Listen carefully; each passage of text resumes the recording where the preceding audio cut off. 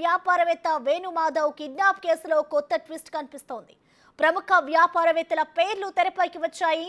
యాజమాన్య హక్కుల బదలాయింపు వ్యవహారంలో టాస్క్ ఫోర్స్ మాజీ డీసీపీ రాధాకిషన్ రావు, గట్టు మల్లు, ఎస్ఐ మల్లికార్జునతో పాటు పలువురు వ్యాపారవేత్తల పాత్ర ఉన్నట్లు పోలీసులు ఎఫ్ఐఆర్లో నమోదు చేశారు. బాధితుల ఫిర్యాదులో చంద్రశేఖర్, రాజశేఖర్, నవీన్, గోపాలకృష్ణ, రవికుమార్ పేర్లు ఉండడంతో వారి కోసం ప్రత్యేక బృందాలతో పోలీసులు గాలింపు చేపట్టారు. దీనిపై మరింత సమాచారం మా ప్రతినిధి సురేష్ లైవ్ ద్వారా అందిస్తారు. Suresh, over to you. రాధాకృష్ణకి సంబంధించిన అరాచకాలు ఒక్కొక్కటిగా బయటికి వస్తూనే ఉన్నాయి. ఇప్పటికే 2 పోలీస్ స్టేషన్లు, అటు కుక్కట్పల్లి ఇటు జూబ్లీ హిల్స్లో కూడా ఎఫ్ఐఆర్ నమోదు కావడం జరిగింది.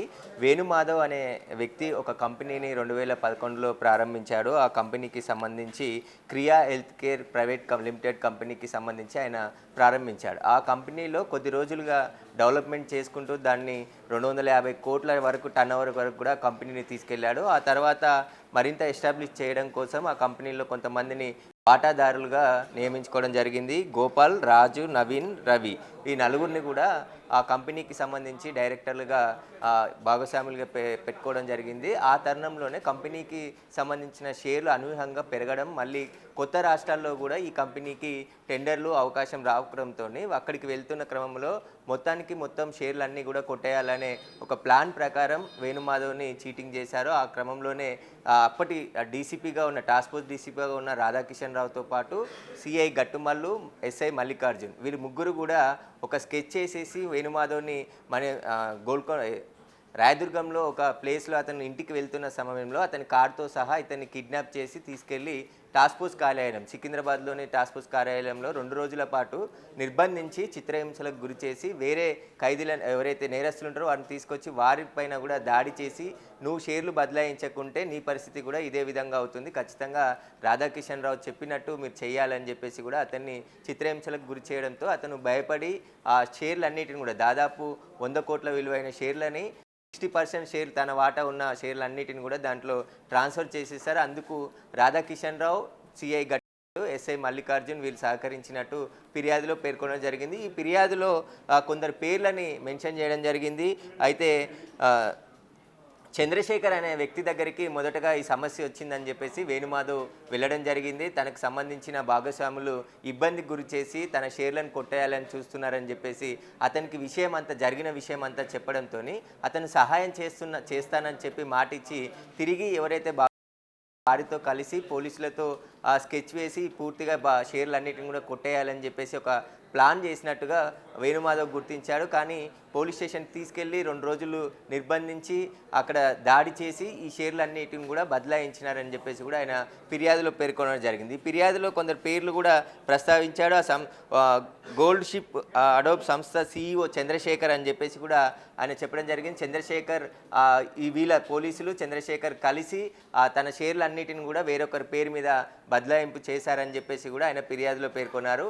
ఈ ఫిర్యాదు పైనే పోలీసులు కేసు నమోదు చేశారు. దానికి సంబంధించిన ఎఫ్ఐఆర్ కాపీ కూడా మనం చూడవచ్చు. దీనికి సంబంధించి పలు సెక్షన్ల కింద కేసు నమోదు చేశారు. ఇతనిపైన ఎవరైతే మొత్తం వేణుమాధవ్కి సంబంధించి చీటింగ్కి పాల్పడ్డారో వారికి సంబంధించి అందరిపైన కేసు నమోదు చేసి దర్యాప్తు చేస్తున్నారు. ఈ కేసులో ఇన్వాల్వ్మెంట్ అయినటువంటి రాధాకృష్ణ ప్రస్తుతం జైల్లో ఉన్నాడు. మరో సిఐ గట్టుమల్లు ఇప్పుడు రాచకొండలో విధులు నిర్వహిస్తున్నాం కాబట్టి అతను కూడా పిలిచి స్టేట్మెంట్ రికార్డ్ చేసి అరెస్ట్ చేసే అవకాశం కనబడుతుంది. మల్లికార్జున్ ఎస్ఐ మల్లికార్జున్ కూడా ఈ కేసులో ఇన్వాల్వ్మెంట్ అయ్యాడు కాబట్టి వీరందరి పాత్ర పైన దర్యాప్తు చేస్తున్నారు. వెస్ట్ జోన్ డీసీపీ విజయ్ కుమారే ఈ కేసుని ప్రత్యేకంగా చూస్తున్నారు. ఎందుకంటే గతంలో డీజీపీకి కూడా వేణుమాధవ్ కిడ్నాప్ అయిన సమాచారం అందిస్తే ఆ కిడ్నాప్కి సంబంధించి కిడ్నాప్ చేయలేదు, ఒక కేసులో పట్టుకొచ్చామని చెప్పేసి రాధాకృష్ణ డీజీపీని కూడా తప్పుదోవ పట్టించినట్టు ఆరోపణలు ఉన్నాయి. కాబట్టి మొత్తం ఈ కేసులో ఏం జరిగింది, అసలు వేణుమాధవ్ని కిడ్నాప్ చేసిన తర్వాత షేర్లు ఎందుకు బదలాయించారు, ఒక ముఖ్యమైన వ్యక్తి దీని వెనకాల ఉన్నాడని చెప్పేసి కూడా వేణుమాధవ్ ఫిర్యాదులో పేర్కొన్నాడు. ఆ ముఖ్యమైన వ్యక్తి ఎవరు, ఏ పార్టీకి చెందిన అతని ఆదేశాలతోనే రాధాకిషన్ రావు ఈ సెటిల్మెంట్ అంతా కూడా చేసినట్టు తెలిసింది. దీనికి సంబంధించి వేణుమాధవ్ కూడా స్టేట్మెంట్ ఇవ్వడం జరిగింది. పోలీసులు కంప్లైంట్ తీసుకున్న తర్వాత పూర్తి డీటెయిల్స్ ఈ కంపెనీకి సంబంధించి ఈ షేర్లు బదలాయింపుకి సంబంధించి పూర్తి వివరాలు తెలుసుకున్నారు. ఆయన దాదాపు ఒక 5 సంవత్సరాలు కష్టపడి తాను ఒక్కడే కంపెనీని పై స్థాయికి తీసుకొచ్చి దాని షేర్ మార్కెట్ కూడా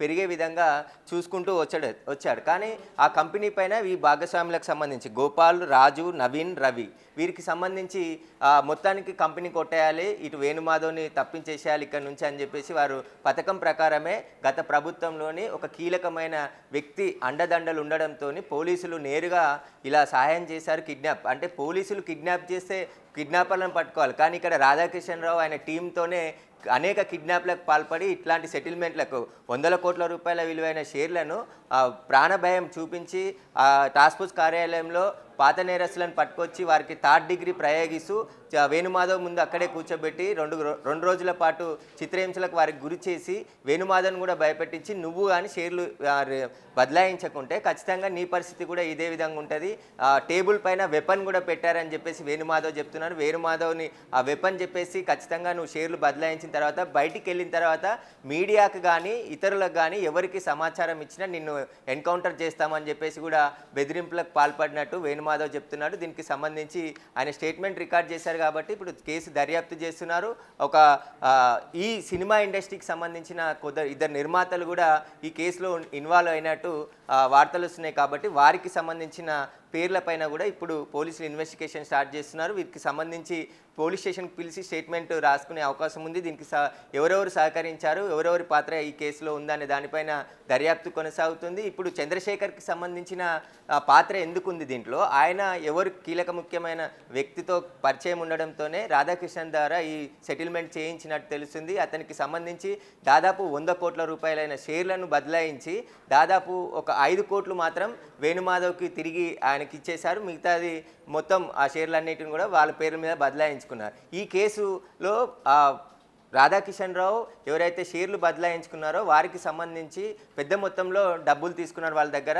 వేణుమాధవ్ని విడిచిపెట్టిన తర్వాత సిఐ గట్టుమల్లు, ఎస్ఐ మల్లికార్జున్ ఇద్దరు కూడా 10 లక్షల రూపాయలు మళ్ళీ వేణుమాధవ్ దగ్గర తీసుకొని అతని ఇంటి దగ్గర వదిలిపెట్టడం జరిగిందని చెప్పేసి కూడా వేణుమాధవ్ చెప్తున్నాడు. వేణుమాధవ్ సరైన టైంలో మీడియా ముందుకు వచ్చి ఈ కేసుకు సంబంధించిన పూర్తి వివరాలన్నిటిని కూడా వెల్లడిస్తాను, గతంలో తాను ఎక్కడ మీడియాకి చెప్పినా కానీ కోర్టుకు వెళ్ళినా ఎక్కడికి వెళ్ళినా నిన్ను చంపేస్తామని చెప్పేసి వాళ్ళు బెదిరింపులకు పాల్పడడంతో నేను ఇన్ని రోజులు సైలెంట్గా ఉన్నాను, అందుకోసమే ఇప్పుడు రాధాకిషన్ అరెస్ట్ కావడంతో ఆయన బాధితులు కూడా ఒక్కొక్కరు బయటికి వస్తున్నారు, కాబట్టి నేను కూడా వచ్చి జూబ్లీ హిల్స్ పోలీస్ స్టేషన్లో ఫిర్యాదు చేయడం జరిగిందని చెప్పేసి వేణుమాధవ్ చెప్పడం జరిగింది. వేణుమాధవ్కి సంబంధించిన షేర్లకు పైన ఇప్పుడు పోలీస్ ఇన్వెస్టిగేషన్ కొనసాగుతుంది.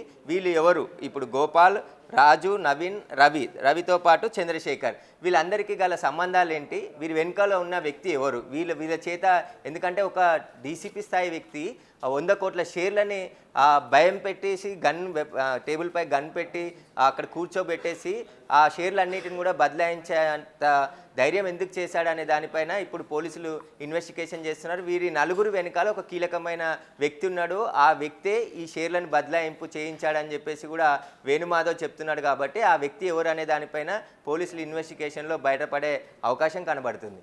Right, thank you Suresh.